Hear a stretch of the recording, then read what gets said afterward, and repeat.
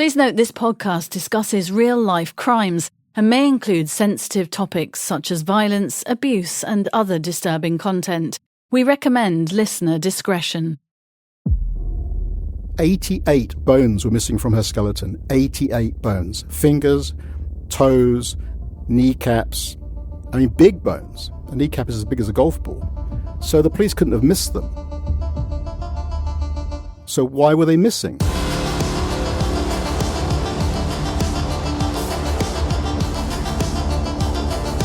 I'm journalist Helen Fospero. I'm crime reporter Martin Brunt. And this is True Criminals. A journey into the darkest corners of the criminal underworld with insights from decades of true crime reporting. The stories behind the stories, plus exclusive interviews with those closely involved in notorious cases. Re-examining crimes so shocking they still haunt our imaginations.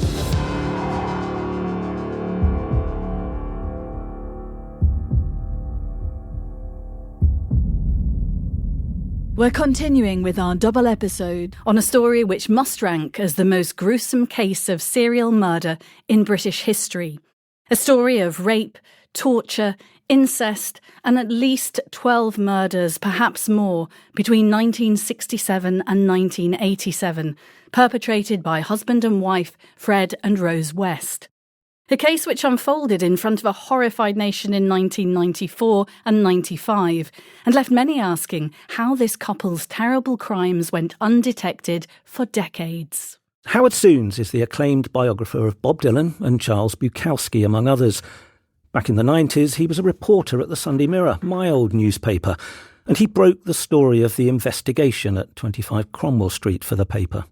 Like me, he covered Rose West's trial and later published what many see as the definitive book on the case, Fred and Rose. Howard, welcome to True Criminals. You're our very first guest. Thank you. What was it like spending so long on something so dark? Well, I must say, counterintuitively, I really enjoyed it. It was fascinating. If you're a journalist, you need a good story to tell. I don't mean good in the moral sense. I mean good in the sense that it's a strong story with lots going on. And the West case had that. And it was just fascinating. And I'm still fascinated by it all these years later.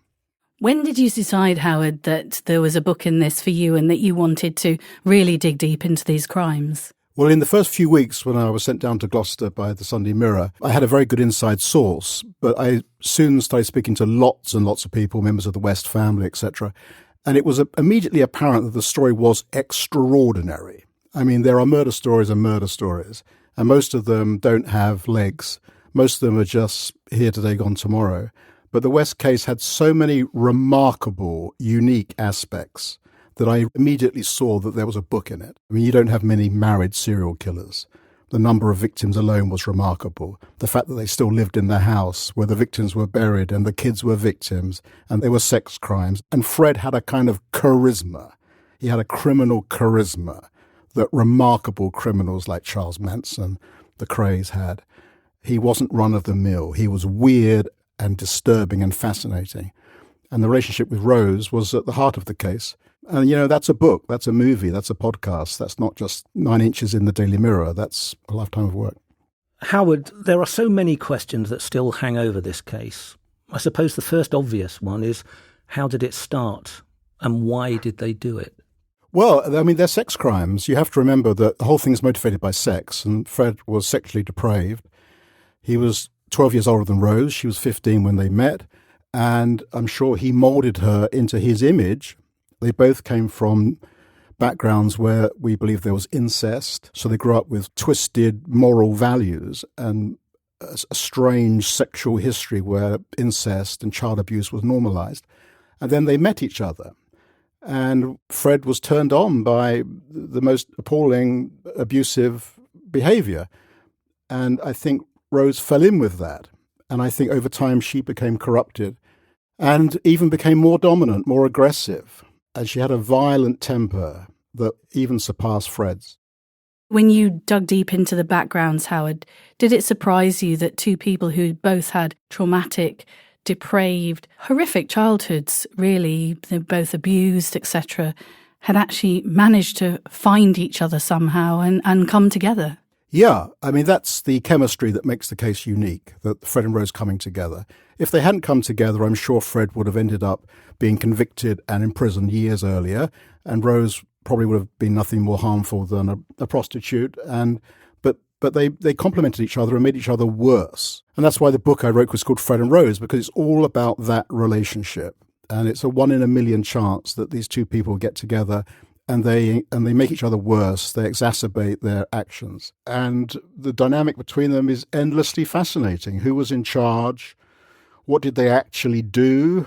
Was Rose frightened of Fred? Why didn't Fred kill Rose like he did his first wife? I mean, these are all possible scenarios. And he loved his wife. On one level, it's a love story. It's a deeply disturbed love story because he worshipped her. He told the police, I worship my wife. They were the closest couple you could ever imagine. The evidence that emerged in court was so gruesome. For example, how the jaws of Linda Gough, age 19, one of their early victims, were wrapped in adhesive and surgical tape to silence her screams. How finger bones were not found with several victims' remains in the garden or the house at Cromwell Street. What was going on? Was this a torture chamber? Or was Fred cutting off fingers after death as trophies? Yeah, I mean, no one knows, but as you rightly say, Martin, one of the most disturbing aspects of the whole case was the forensic evidence that when they recovered these human remains from Cromwell Street, Linda Gough, 20 years after she disappeared, they found her bones. And they weren't just bones, and it certainly wasn't a body. It was a jumble of bones, and her skull was encased in this mask of masking tape, plastic masking tape, which had been wrapped around her head, clearly to keep her quiet, through which had been poked a tube, a breathing tube, so they kept her alive. Now, of course, Fred and Rose never explained why this was done, but the evidence suggests, of course, that she was kept alive whilst they abused her. And that, of course, is torture. And why were so many bones missing? Juanita Mott was one of the victims. 88 bones were missing from her skeleton. 88 bones. Fingers, toes, kneecaps. I mean, big bones. A kneecap is as big as a golf ball. So the police couldn't have missed them. So why were they missing? And of course, they weren't bones in life. They were bits of a human body. They were fingers. They weren't finger bones. They were fingers. So we don't know. Fred never explained. We don't know whether they were cut off as a sort of form of torture. We don't know whether they were kept as mementos, as some serial killers do. No one knows. I mean, these are the most disturbing aspects of the case. And when you start to think about them, it's quite distressing because you have to imagine the worst possible scenario of a woman tied up in a basement, being tortured and mutilated while she's possibly still alive. It's the sort of stuff that you'd think of as medieval torture or something from concentration camps. It's so dark. It's so grim. It's almost beyond contemplation. I was quite surprised, Howard, when we met informally with some of the leading detectives, how giving they were with some of the gruesome details. I remember one detective telling us privately that Fred had cut the ends of all the women's fingers off and there were no fingerprints. Do you think that that partly showed the shock that the police and detectives felt over this case and that they too had never come across anything quite as horrific? Yeah, Gloucester itself is one of the smallest cities in Britain. Gloucestershire Police is a very small police force, as you recall, and they had never had a serial murder case in their history. So John Bennett, the senior investigating officer, was completely overwhelmed by this case. And of course, he was overwhelmed by us, by the media, who came to Gloucester in droves with checkbooks and camera towers and satellites and helicopters and all the rest of the palaver. It was almost overwhelming for John. And to this day, he's quite upset about it. Is he? And every time he talks to me, he tells me off as if I'm sort of the, representative of all that went wrong because the media made his life so difficult. But, with a really big case comes the media. And it was still before the internet took off. It was still when newspapers sold in their millions, when people got their news from the press or from terrestrial TV or Sky News was quite new. It was before Google and Twitter and all the rest of it. And so the press was still well funded. And we went there in force. And we set about our work with, a determination to get the story and find exclusives. And that was our job. But we were good at it. And I think Gloucestershire Police were overwhelmed by this. Over 20 years of murders and criminality, from the late 60s to the early 90s. And Fred was known to the police. He'd had brushes with the law. He'd been imprisoned briefly for theft. run over a child in Glasgow. He'd been involved in brawls, and his children had been in and out of foster care. So how was it the police or social services didn't pick up on what was happening, allowing them to go undetected for so long? It's a very good question, of course, and there were many missed opportunities. There were 3 sex cases.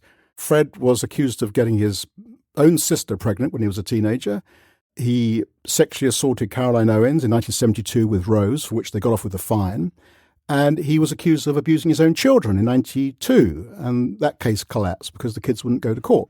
So there were 3 chances where Fred was actually up in the court and somehow managed to get away with it. He walked free. I mean, he was fined in one case, but he didn't go to jail. And then there were maybe 31 cases where the West kids went to hospital with suspicious injuries, stab wounds. One of the kids had been hit with a sledgehammer by his dad. But Fred was very plausible. Although he wasn't bright, he had a kind of cunning, and he was a plausible liar. And so when he went to the hospital, he told the hospital, "Oh, my son was helping me in the garden. I was knocking a post in with a hammer, and I missed and I hit the boy by mistake. These things happen." And that's plausible, right? And he got away with it. Now we know that, of course, he was, abusing his kids. And there's many, many other examples. I mean, the police were in and out of Cromwell Street because there were lodgers and they smoked dope, and so the police would raid the house. And they didn't apparently notice that people were being murdered and disappearing. 12 victims, only 6 of them were reported as missing. I mean, there's lots of examples of where things could have been different. But there was an audacity to Fred. I think Rose was a different personality. She was really kind of just doing what Fred said. She wasn't saying much, but there was an audacity to Fred, a criminal audacity. I think he thought he was cleverer than the police. I think he was, to some extent, laughing at the police. And I suppose the one that got away in a way is Caroline Owens, who you just referred to there. Tell us a bit about Caroline and what happened to her. Well, she's really one of the most important people in the whole case. In 1972, she was a young teenage person living at Cromwell Street, helping to look after the West kids as their nanny, which was a slightly misleading term, but nonetheless, she was there. The Wests took a sexual interest in her. She wasn't interested. She left the house. They then gave her a lift one winter's night when she was hitchhiking home from seeing her boyfriend. This is like December 72. And they attacked her in the car. Fred punched her out. Rose started to molest her. They then tied her up. They gagged her, took her back to Cromwell Street and raped her. And they told her that if she cried out, she would be murdered and buried under the paving stones of Gloucester, where Fred said there were already many others. So they literally told her the truth. And Caroline, who I'm sure Martin remembers, and I met her, and maybe we all met her. She was a very nice person. She was smart enough to talk her way out of it by pretending that she would come back and live at Cromwell Street. And as a result, which is what they wanted her to be part of their weird family setup. And then, thinking that she wouldn't go to the police, they relaxed. They all went to the laundrette the following morning to do some laundry, and Caroline took the opportunity and walked away. And as a result, she was a living witness to the West's MO. This is what they did to all the other girls, probably. They picked them up, but they gave them a lift. Many of these girls disappeared from the road, from bus stops or where they were hitchhiking, like Caroline. But the others, they murdered. They tied them up and they abused them, and they were found with evidence of being tied up. But Caroline lived to tell the story, and so she became one of the star prosecution witnesses at Rose West's trial. And, what lawyers call similar fact evidence. The prosecution case was what happened to Caroline probably happened to the others. You're right to say that Fred put the frighteners on Caroline Owens. I remember when I interviewed her 20 years on, she said that Fred told her there were hundreds of bodies buried in Gloucester. But of course, Caroline Owens then, having agreed to go to the police, was put through another ordeal at the hands of that young detective who so traumatised her, accused her of either making it up or being sexually promiscuous and had probably asked for it. She was so intimidated that she refused to give evidence. And so the Wests were fined for a lesser offence and could have gone to jail for rape. Now, at the time, I tracked down that detective, and more or less he accepted his treatment of Caroline had been awful. And he sort of agreed that if he'd been nicer to her, if he'd encouraged her to give evidence, then perhaps those women who came after wouldn't have died. Do you think that's fair?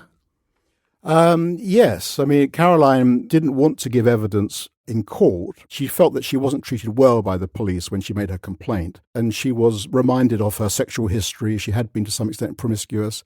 And they said, well, you're going to have to give evidence in court if you want to pursue a rape charge. And she was put off. And then they told her that the West would plead guilty to a lesser charge of indecent assault and ABH, which is what they were convicted of. And of course, that resulted in a £50 fine each, and they walked.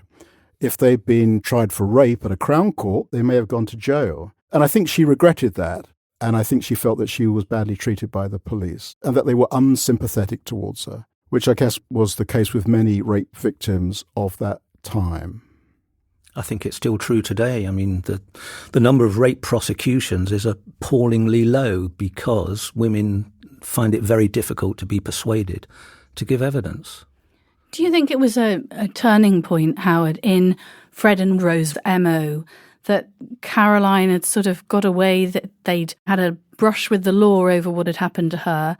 And did that perhaps trigger the renewed killing spree of their victims? Yeah, so the timeline is quite clear. Caroline is raped in December 72.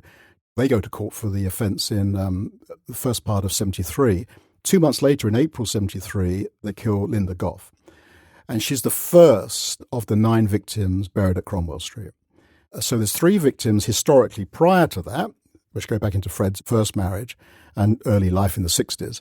But all the subsequent 9 start after Caroline Owens.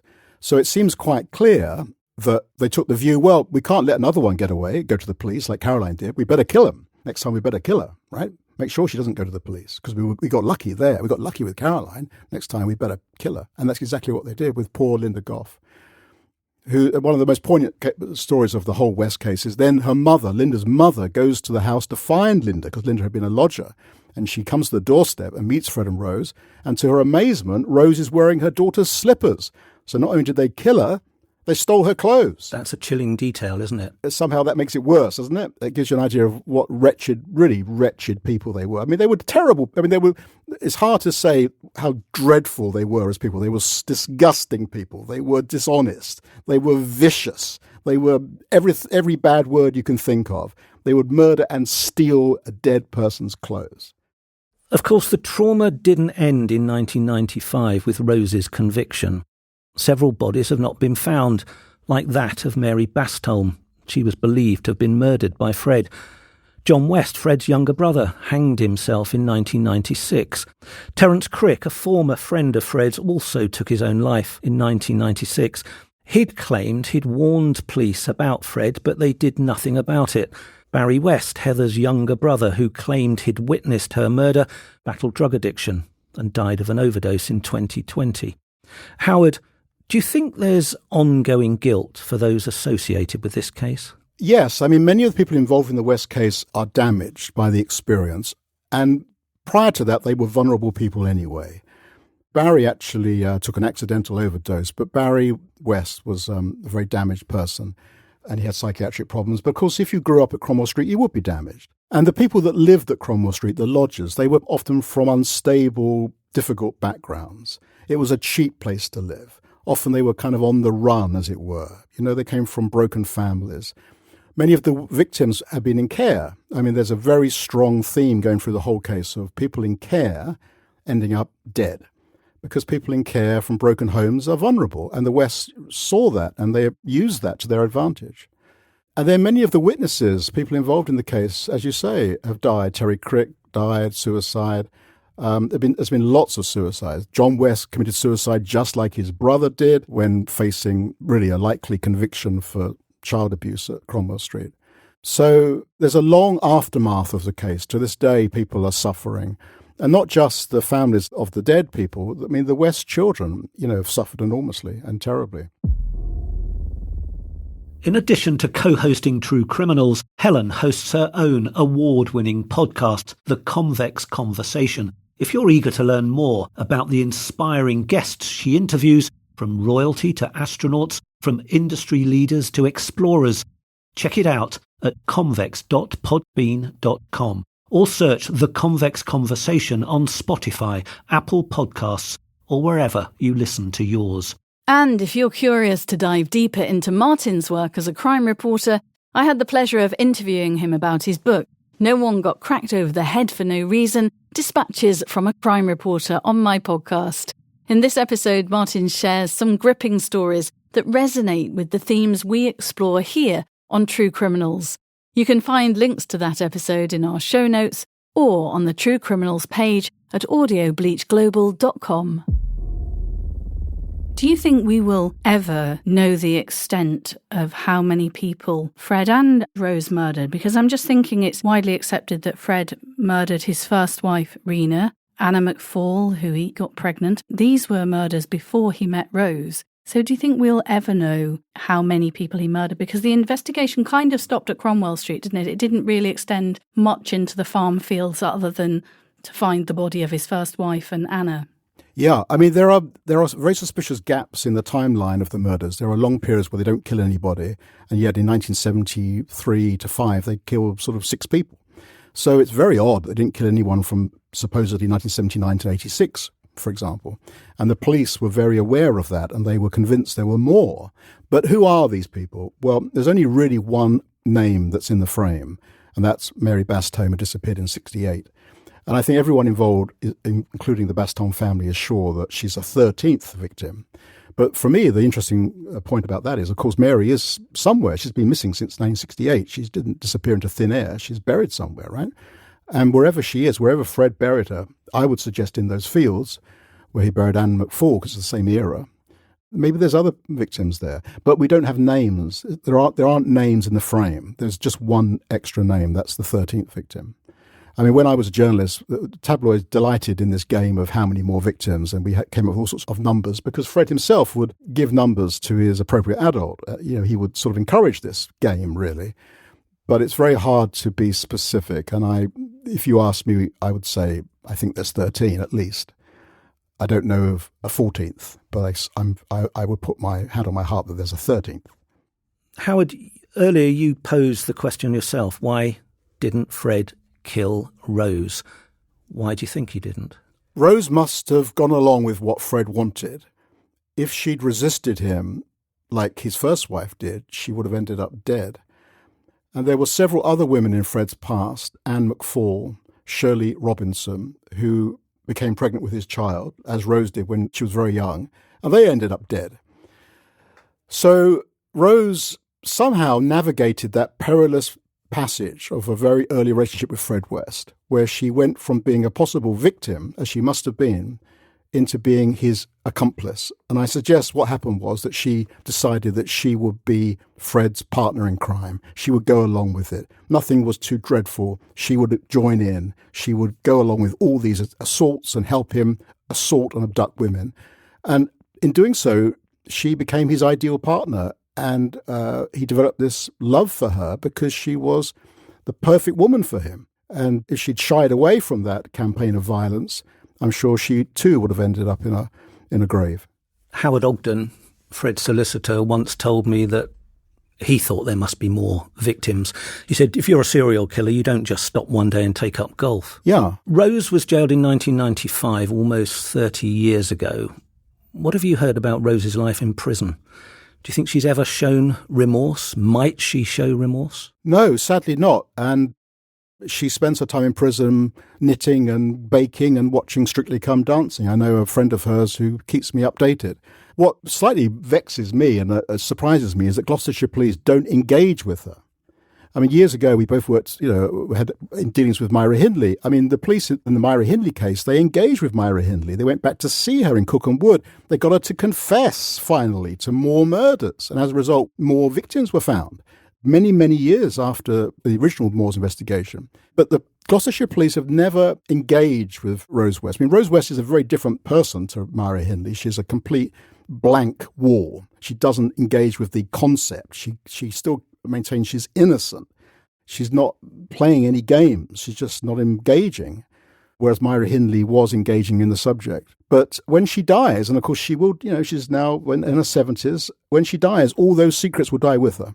And even if she wasn't involved in Fred's early crimes, I'm sure she knew what he did. I'm sure she knows where Mary Bastome is. And so she could put the Bastogne family out of their misery if somebody would actually go and knock on her door in prison and try to talk to her. I wish they would before it's too late.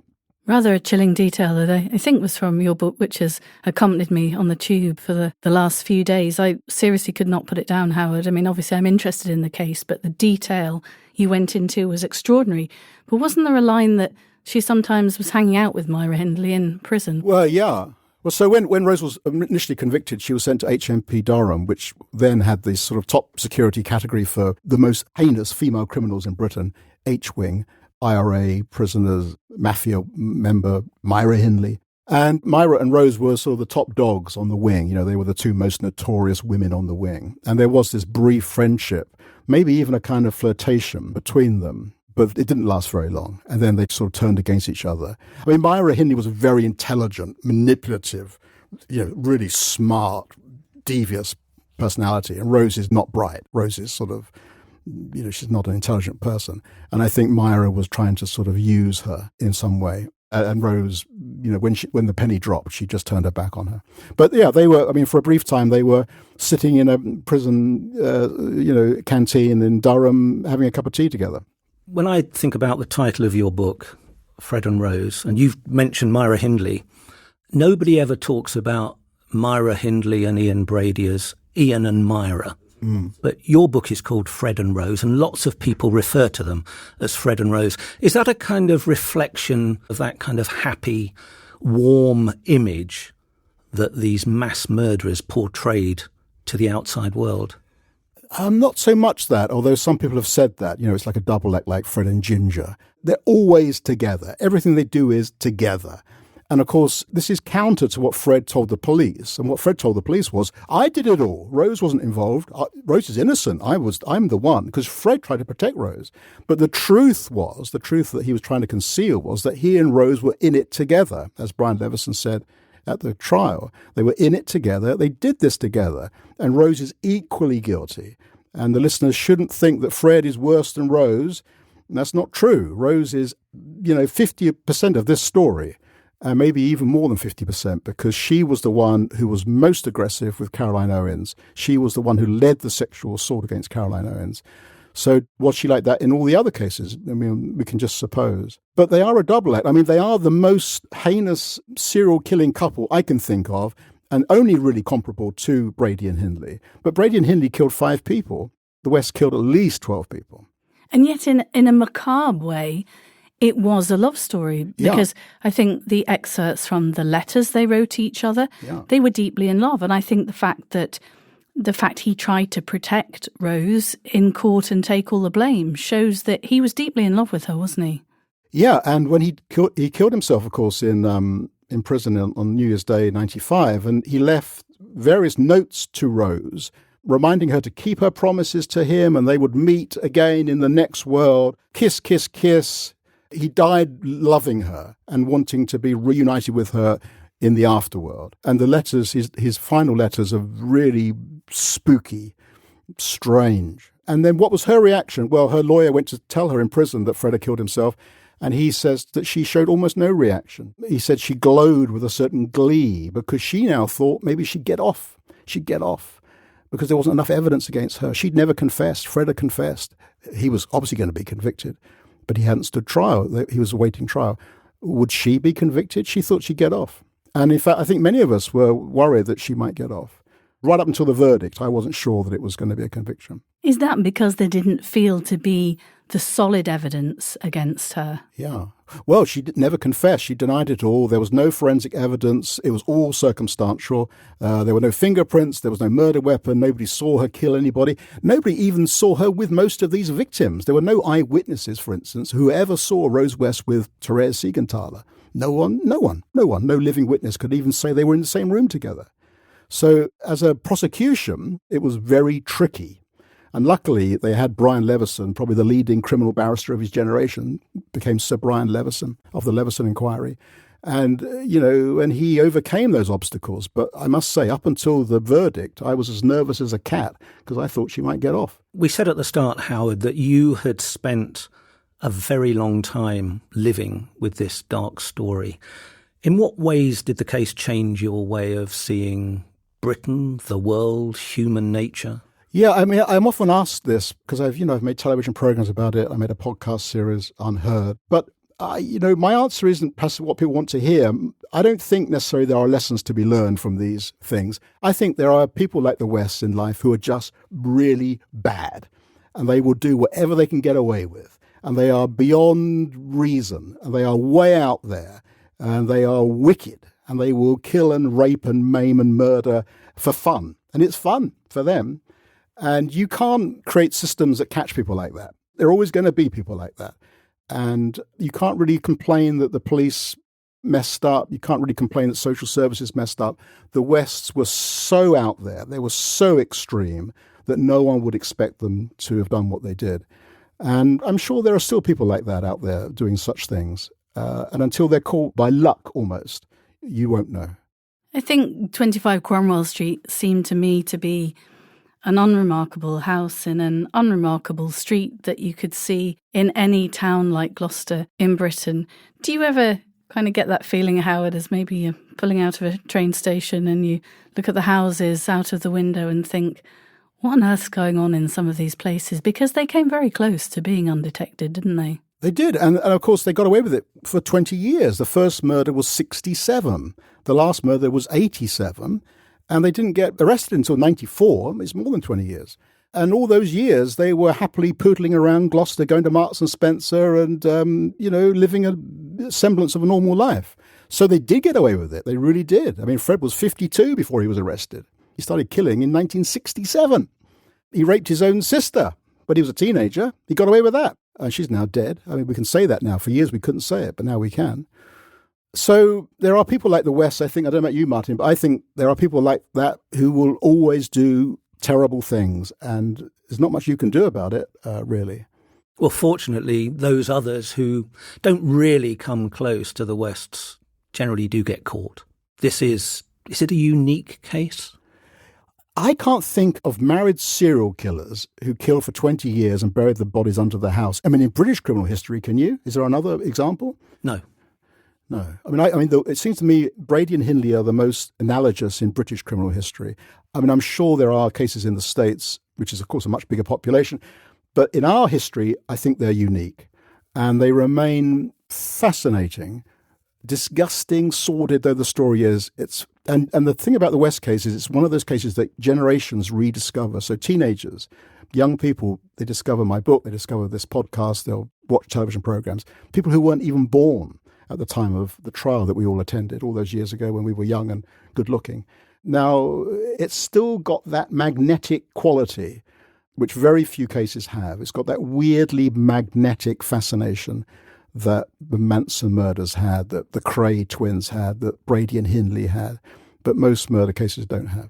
You are a seasoned journalist. You worked on Fleet Street in the early days. You broke the first exclusives on this story. When you started investigating the book and speaking to relatives and people connected to the case, were the days when you went home, Howard, and it just beggared belief, the information and the detail that you were uncovering that none of us at that stage knew? I think it's hard to remember because it's so long ago and you get used to things and the shock value diminishes over time. There was a time when I had to get my head around the fact that these women were probably tortured when they were alive. And that's what the missing fingers was all about and the mask. And at some point, the penny dropped and I thought, my God, I'd never quite contemplated something so wicked, something so disturbing. And I think most people who engage with the case don't want to know about that. I mean, when I make TV programs about this, and I've produced 3 documentaries for ITV the last few years, when we get to the stage of are we going to mention the missing bones, TV executives don't want that in the television. They don't want that. They don't want that. It's too much for the public. The public don't want that. But for me, I personally think it's important. It's important to know because that forensic evidence, disturbing though it is, it's not gratuitous. That is what tells you what really happened. Because Fred didn't tell you what really happened. He lied. He lied throughout his interviews. And Rose said no comment, essentially.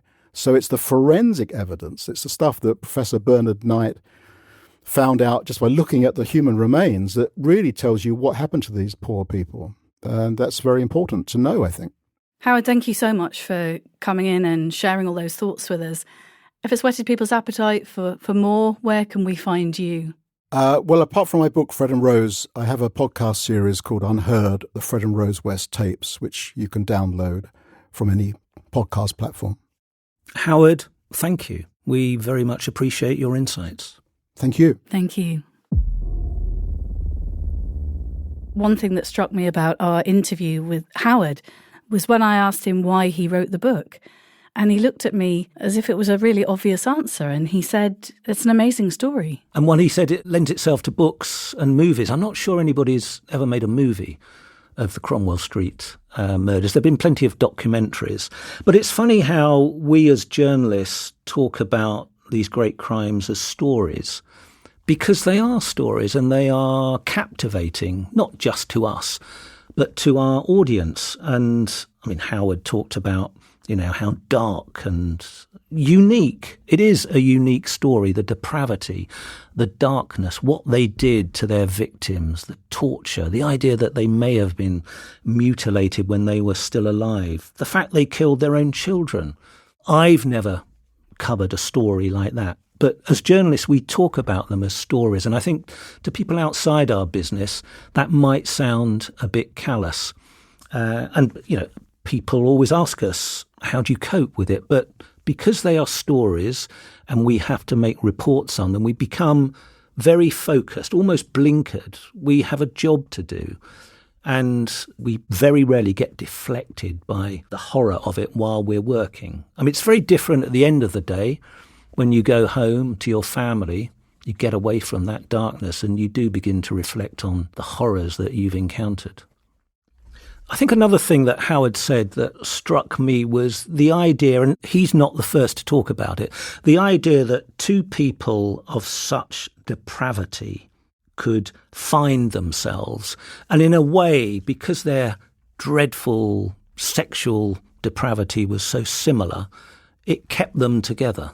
It did. And I think for me, having covered the case like you did over the months, we knew a lot about what had gone on at Cromwell Street, but reading Howard's book really answered that question for me. When you dug deeply into their childhood and you realised, what Rose's parents were like, what kind of upbringing she had, her attitude from a very early age to sex, and she was abused as a child, and Fred's, these experiences almost mirrored each other. And somehow they found each other. And I think Howard was right in saying that perhaps if they hadn't found each other, they'd have both gone on to very different lives. It made me realise when I understood their backgrounds and the depravity of where they came from, and poverty as well. I mean, very tough, difficult times. It made me sort of understand how unusual it was for them to come together, but how this union, this powerful love for each other had come about, because neither had met anybody quite like the other. And Howard made the point, didn't he, that having found each other, if Rose hadn't gone along with what Fred was up to, he probably would have killed her. And I never thought that. I'd never considered that before. Along with his first wife and his first pregnant lover, because they began to reject what Fred was up to and his sordid tastes, they both died. And Rose may well have met the same fate if she hadn't gone along with what Fred was doing. I think the other thing I found extraordinary was hearing that almost 30 years on, Rose has never offered any information or talked about anything in prison. And Howard said that she believed that she would get off and she wouldn't go to jail. Yet she sat there, nobody sounds like they've really gone and talked to her any further. So you do wonder what's going on in Rose's head as she's sitting there knitting in a high-security prison somewhere in Britain. Still denying everything, accepting her fate that she is going to die in prison, I imagine. Absolutely.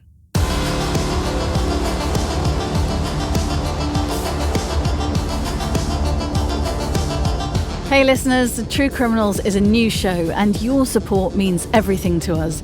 If you're enjoying the podcast, please take a moment to leave us a review. It helps us grow, reach new listeners, and keep bringing you the stories you love. This episode is brought to you by Audio Bleach Global. Our senior producer is Russell Barnes, with mixing by Andrew Chappell. The original score was composed by Chap Mannequin, artwork by Bleached, Executive produced by Lee Mann. Follow True Criminals on Instagram at true.criminals and on YouTube at youtube.com/@true-criminals. For exclusive content and ways to support the show, visit us at patreon.com/True Criminals. For partnership opportunities, please contact us at contact@audiobleachglobal.com.